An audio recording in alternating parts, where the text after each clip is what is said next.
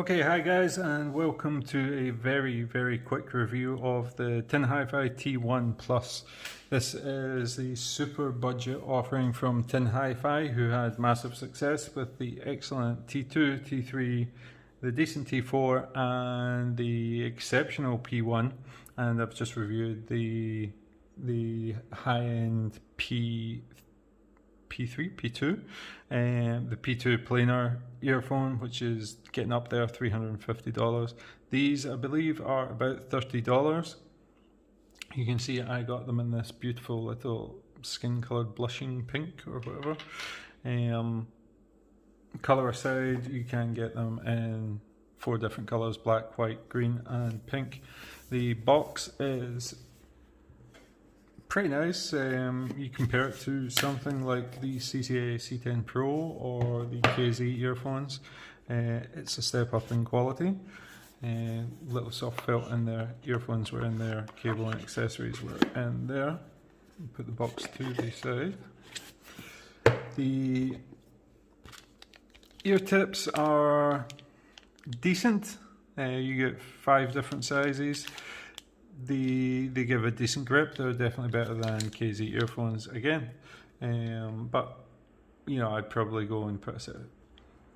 Is it even worth putting a set of spin fits or something which are going to cost half the price of the earphones? The cable is pretty decent. It's a quad braid into dual twist. It looks scarily similar, but not quite, to the KZ. This is the standard KZ headphone, which has plastic jack points, whereas tin have these the metal points. Tin tend to take that little bit of attention to detail, but the big telling point for me is these hooded 2-pin connectors that they have is very similar to what we have on the KZ earphones. So whereas the other Hifi designs, if I just grab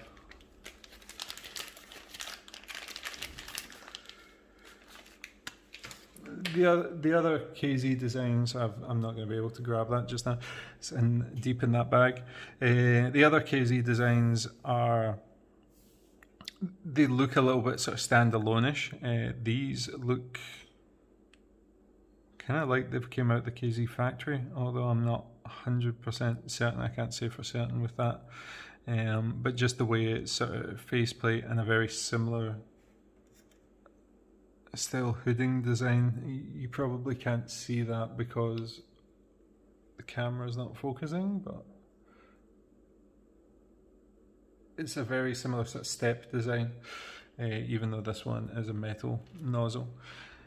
These are a single beryllium dynamic driver, clear resin shells, very plasticky faceplate. They have a wire mesh on the outside, which will stop dirt getting into it.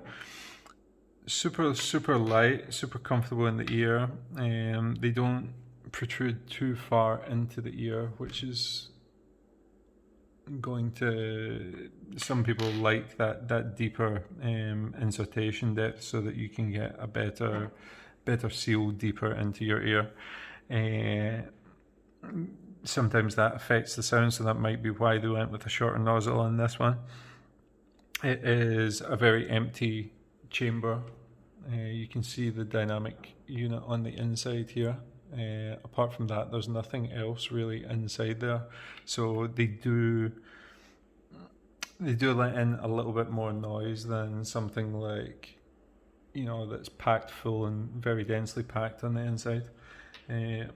But it's still going to be suitable if you're using them for commuting or just as a cheap sort of knockabout set of earphones.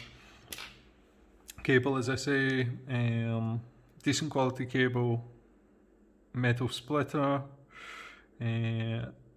plastic slider, and a small 3.5mm jack on the end, and a little cable tie. So that's all stuff that is it takes it up a step more premium on the cable. The cable is actually a nicer material, less springy than the KZ ones as well. So I would say that's a pretty decent cable that could go on a set of $50 to $100 earphones easily.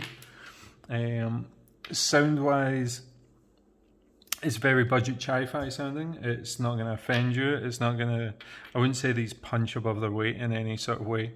$30 with the cable, I think there's better options out there that you can get.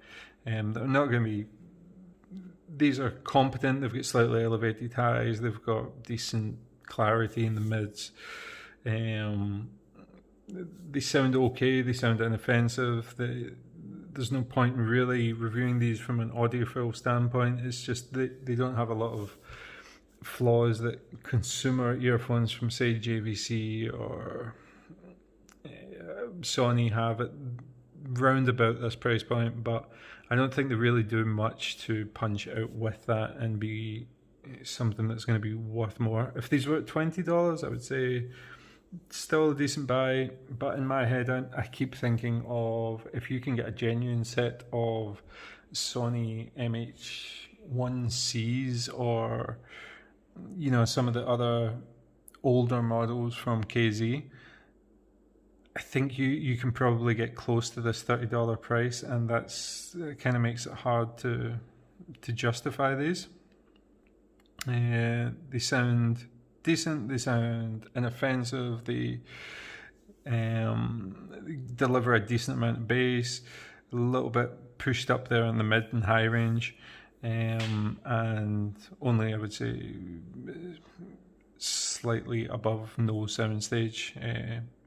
Again, they're an IEM, and they've not got balanced armatures in there to really sort of push the highs into this sort of crystal clear territory. Good earphones, worth about the money, not really worth more than the money depending on how you're getting shipping and stuff like that. Comfortable, lightweight, inoffensive, and yeah, it's just good to see Tin Hi-Fi keeping expanding in both directions. They're not forgetting.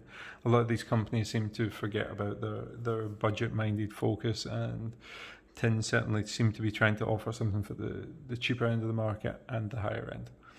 So I'll get on with that. I've got another couple of KZ reviews to do tonight, and thanks for watching. Like and subscribe if you enjoyed, and thanks very much.